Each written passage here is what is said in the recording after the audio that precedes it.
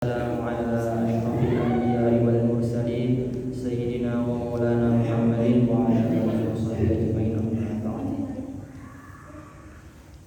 Yang terhormat Ketua Takmir dan Pembina Remaja Masjid Baitul Mubar serta teman-teman yang berbahagia.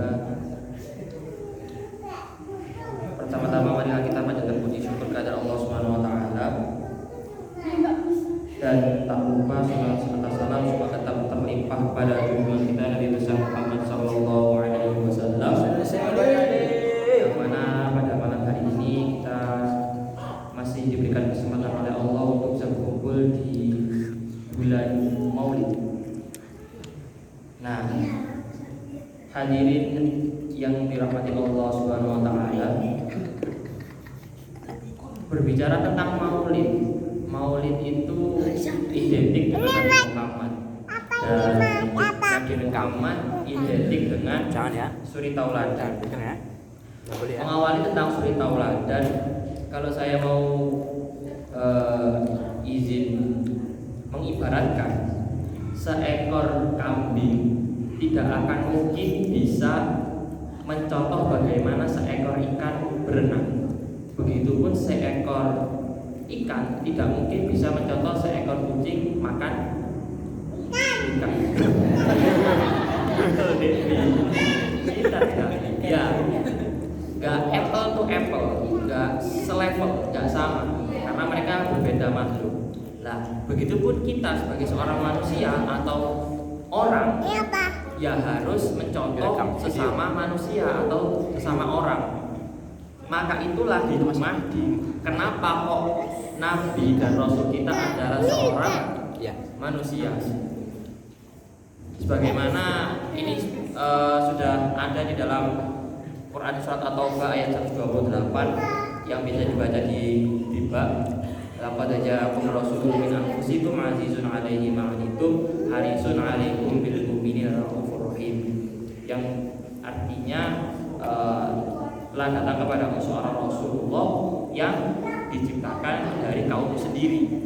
Nah, kan ini suatu perintah ketika Rasul kita itu manusia, kita disuruh mencuri Taurat dari beliau, itu masuk akal perintahnya.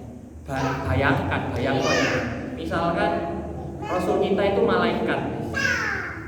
Ya Allah, malaikat makan sompol ya boten. Malaikat Allah makan roti bakar nggak mau.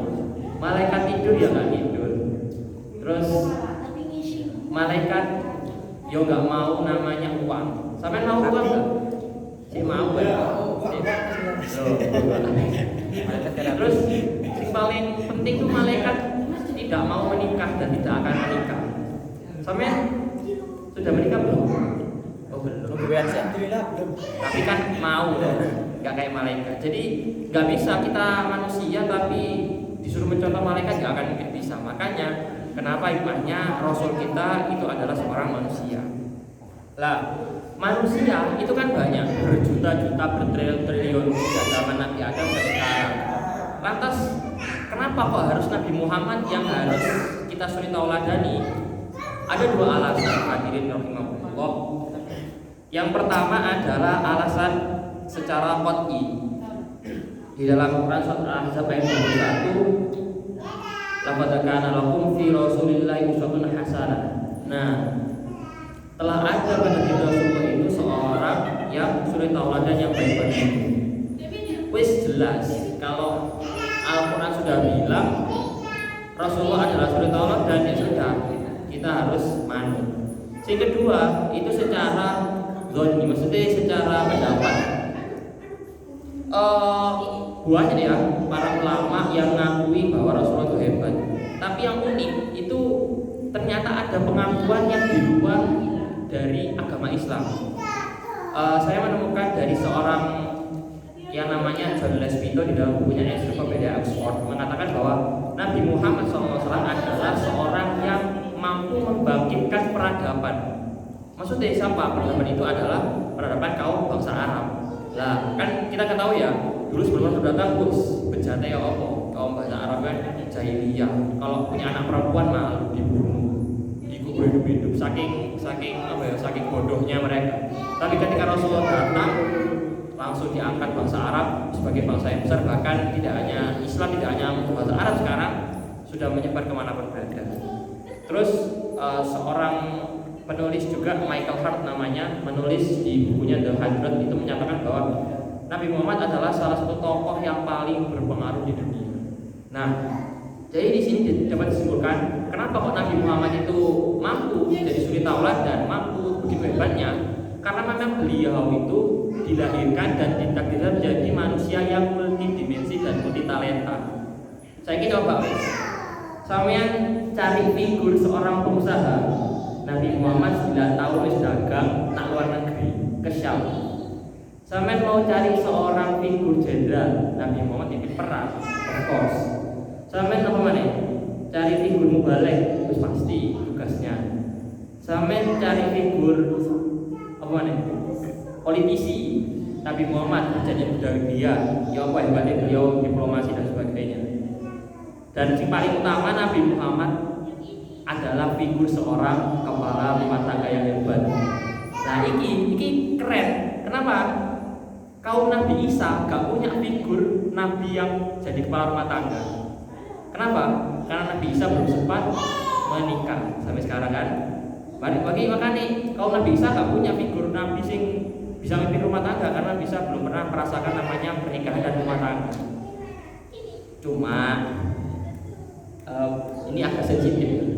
Nabi Muhammad kan kita ketahui itu poligami. Kenapa poligami 9? Benar nggak 9? 11. Ya 11. Saking banyaknya. Sedangkan di Al-Quran saja itu cuma 4. Nah tapi ini sebuah pro kontra yang memang harusnya diluruskan. Nah kita hitung-hitungan ya. Nabi Muhammad menikah dengan Sayyidah Khadijah itu selama 24 tahun. 24 tahun itu setia satu tahun sama Sayyidah Khadijah. Kemudian Sayyidah Khadijah wafat, dia poligami dengan Sayyidah Aisyah dengan istri lain itu hanya belasan tahun. Nah berarti secara tidak langsung ini adalah menyimpulkan bahwa Nabi Muhammad itu mengutamakan adanya asas monogami. Monogami itu maksudnya beristri satu ya. Jadi salah nih orang-orang Oriental misalkan atau orang-orang non Muslim, wah Islam itu agen poligami. Salah. Justru dengan Islam itu poligami dibatasi. Zaman Nabi Sulaiman atau Nabi Daud atau nabi-nabi sebelumnya lah itu ratusan bahkan ribuan istrinya. Nah, dan dari 11 istri itu pasti ada hikmahnya. Contoh misalkan istri yang Sayyidah Aisyah. Kenapa kok Nabi Muhammad harus menikahi seorang perempuan yang masih sangat belia? Bukan ini kalau orang zaman sekarang pedofil, naudzubillah, bukan itu maksudnya. Kenapa? Karena ketika Rasulullah wafat itu Sayyidah Khadijah lah yang masih seger buger, sih sehat, bisa melanjutkan dakwah beliau. Dan sosok Sayyidah Khadijah, Sayyidah Aisyah maaf, nggak akan bisa ditemukan di para sahabat. Misalkan nih, ada umat Islam tanya, bagaimana kehidupan rumah tangga Rasulullah? Sahabat nggak akan tahu, sahabat nggak masuk ke rumahnya, sahabat nggak tidur bersama Rasulullah, sahabat nggak makan bersama Rasulullah. Siapa yang makan dan berkumpul setiap hari dalam rumah ya Sayyidah Aisyah. Jadi kenapa kok harus menikahi Sayyidah Aisyah, harus menikahi Hafsah binti Umar, ada alasan politik dan sebagainya. Jadi banyak hikmah. Cuma buat kawan-kawanku yang putra ya jangan ditiru. Mesti Nabi Muhammad manusia tapi levelnya beda sama kita, kualitasnya beda. Ya ada beberapa hal yang bisa diteladani, namun ada kayak poligami itu yang nggak bisa diteladani karena memang khusus beliau. Terus terakhir saya mengambil sebuah kisah ketika suatu saat ketika Nabi Muhammad SAW itu tinggal di kota Madinah. Di Madinah itu kayak ada pasar itu. Nah pojokan pasar itu ada seorang pengemis Yahudi tapi kondisinya buta. Kan di pojok gitu ya. Mungkin teman-teman ada yang tahu. Terus mengetahui hal tersebut, itu pengemis ternyata gak diem. Buta matanya tok tapi mulutnya pedes bro. setiap orang lewat tuh Muhammad itu pendusta, Muhammad itu gak bener, ojo dieloki. Ngono ya. Jadi setiap orang lewat itu pokoknya diumpat Nabi Muhammad tuh elek-elek gitu. Karena dia Yahudi ya. Nah, terus ternyata Nabi Muhammad itu tahu kalau ada pengemis itu. Apa yang dilakukan? Apakah Nabi Muhammad akan mengaplok? Tidak. Oh, itu bukan Nabi nih kalau gitu kan. Ternyata beliau datang bawa makanan disuapi. Iku gak ngono tok, main disuapi ku yo. Wonge gak terima kasih apa takok siapa kamu gak sambil disuapi ku wonge sing mengumpat nih. Hai pemuda, kamu kalau ketemu Muhammad jangan percaya ya. Sing di depannya itu Nabi Muhammad malah diumpat juga. Tapi Nabi Muhammad gak diem, jawab dia ya diem ya wis disuapi dengan lembut, gak mangkal dah. Dan itu teman-teman tidak dilakukan 1-2 hari tapi sampai beliau wafat. Ya mungkin kalau kita ya oke lah hari pertama sabar. Hari kedua sodok telo iki wis dikei mangan gratis. Kak, terima kasih Asun malah iso dipisu-pisui, bahasanya dipisui ya. Saminggu saulan, malah bambang wis gak tak mangan. Belenek. Atau mungkin pilihan yang kedua ketika Rasulullah mungkin ya, ketika kita mungkin ya kalau beliau tetap mau nolong tapi nggak mau diumpat ya nyuruh sahabat tolong kasih makan. Tapi enggak, Nabi Muhammad datang sendiri. Lah, inilah sebuah teladan yang harus kita ambil bahwa Nabi Muhammad itu yang pertama beliau adalah orang yang menjadi contoh, bukan memberi contoh. Beda ya, nek menjadi contoh itu kamu yang di depan, kamu yang datang langsung ke lapangan, itu menjadi contoh. Tapi memberi contoh, kulo mengongkon toh, itu beda. Nabi Muhammad itu melakukan sendiri, nggak cuma menyuruh sahabatnya. Itu luar biasanya beliau yang harus kita teladani. Yang kedua, beliau dalam lembut dan kasih sayang. Bayang mereka kita dipisui kanca dhewe apa tangga atau apa ya si mantel. Kok pemane wong liya wong Yahudi kudu Islam, bukan saudara kita kan hitungannya secara agama. Tapi beliau tetap disuapi. Bahkan ketika beliau wafat, Rasul wafat, Sayyidina Abu Bakar itu melanjutkan, beliau datang terus disuapi. Langsung suapan pertama ngamuk. Woi, sopo awakmu? Loh, aku yang menyuapimu seperti biasanya. Wah, gudu. Yang menyuapi aku biasanya itu orang yang lembut dan kasih sayang, gak kasar kayak kamu.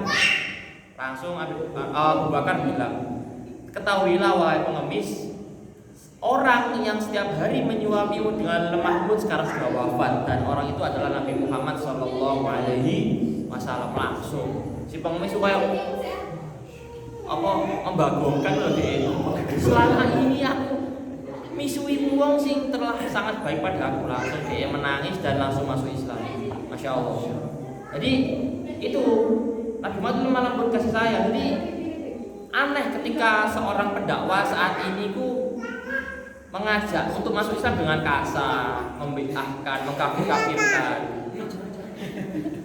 Ya, jadi itu aneh. Nabi Muhammad saja loh tidak mengumpat, tidak apa, tapi beliau menunjukkan akhlakul karimah, orang non muslim otomatis masuk Islam sendiri. Terus teladan yang ketiga adalah Nabi Muhammad adalah seorang yang sangat sabar. Sabar itu gampang rek ngomong, aku ya iki gampang ngomong tapi angel lakoni. Sabar. Nah, aku punya tips bagaimana bagaimana mengisi waktu dengan sabar. Karena aku kemarin maklum lah mahasiswa semester akhir itu ngubungi dosen ku angel. Ruwet. Sabar. Tapi apa caranya kita sabar tapi masih ada usaha? Kuncinya kayak kata Buya di Al-Fatihah itu luar biasa deh. Jadi aku pengumuman judul keterima itu misalkan hari apa sekarang? Hari Jumat. Hari Kamis, Rabu pengumuman. Terus pokoknya tak Al-Fatihah lah dosen pembimbingku ini cepet karena penutupan seminar proposal itu hari Jumat terakhir dan itu aku harus pulang hari Kamis.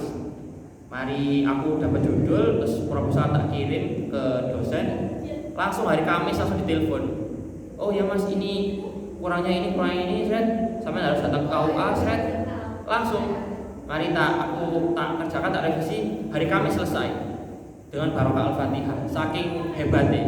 Jadi di Al-Fatihah 3 kali wis iku stop wis. Apalagi nih kalian mulai sekarang wis Al-Fatihah siapapun itu, dosen mau jodoh. Ya enggak apa-apa. Tapi jangan sebut nama ya. Jangan sebut nama. Karena kalau enggak sesuai nama itu akan kecewa. Jadi sebut Al-Fatihah khususnya jodoh atau istri saya dan anak saya. Itu luar biasa. Itu terus dan iki rek sabar. Kenapa kita harus sabar? Karena memang sejatinya dunia adalah tempat berlelah-lelah, dunia adalah tempat bercapek-capek. Cuma kita tinggal pilih. Kita itu mau capek ke jalan menuju surga mau capek ke jalan menuju neraka. Masih jadi megel ya. Kowe tukaran ya, tak megel lho. Wis jotos sampe tukaran maksiat kan capek. Sholat beribu-ribu rakaat yo capek samai, tapi memang hakikatnya dunia itu tempatnya lelah karena istirahatnya sesungguhnya hanya di akhirat. So mari kita berlelah-lelah untuk kebaikan para saudaraku. Karena saat ini dunia hanya balik-balik. Saat ini dunia itu nyata dan akhirat hanya angan-angan belaka. Namun esok ketika kita di akhirat, dunia hanya tinggal kenangan dan akhirat itu sangat nyata adanya. Cuma beda, meskipun itu preposisi yang sama, satu nyata satu angan-angan beda. Sekarang kita nyata ya, terus akhirat angan-angan. Tapi kita masih bisa usaha ya sholat sing akeh, ngaji sing akeh, ibadah sing akeh, amal saleh sing akeh, sedekah sing akeh. Si ada bisa usaha untuk supaya akhirat angan-angan kita itu lebih baik. Tapi begitu kita di akhirat nggak bisa nggak iso. Kamu mau minta dari ke dunia, no way jari malaikat, nggak bisa sama-sama tapi besok ketika di akhirat terus nggak bisa kita usaha untuk menjadikan ya apa neraka wis gak iso sangel. Jadi marilah angel mare. Jadi naudzubillah min dzalik. Marilah kita manfaatkan waktu kita di dunia ini yang ya mungkin tinggal berapa tahun nggak ada yang tahu ya, tinggal berapa menit, berapa detik dan sebagainya. Mari kita manfaat sebaik-baiknya. Dan terakhir saya mengingatkan buat teman-teman pesan dari Buya bahwa mungkin ini terkait dengan Maulid dan terkait dengan Nabi Muhammad. Jangan lupa untuk sholawat minimal 500 kali per hari. Kalau bisa 1000, it's better. Dan yang kedua, jangan lupa pesan Buya, kalau punya anak laki-laki dikasih nama Muhammad, kalau punya anak perempuan dikasih nama Khadijah. Kenapa? Kalau Muhammad karena kita taburkan ke Nabi Muhammad atau Ahmad. Kenapa kalau Khadijah? Karena ketika sebuah rumah itu ada seorang putri yang bernama Khadijah, halo Dewi, itu maka dijamin tidak akan fakir dan dijamin akan berkecukupan. Begitu teman-teman sedikit yang bisa saya sampaikan. Minum es timun pakai selasi. Sekian dan terima kasih. Mohon maaf apabila ada salah. Segala yang baik berasal dari Allah dan segala yang buruk berasal dari saya pribadi. Ihdinas siratal mustaqim. Wassalamualaikum warahmatullahi wabarakatuh. Sallallahu Nabi Muhammad. Allahumma shalli ala Muhammad. Wah pas sama.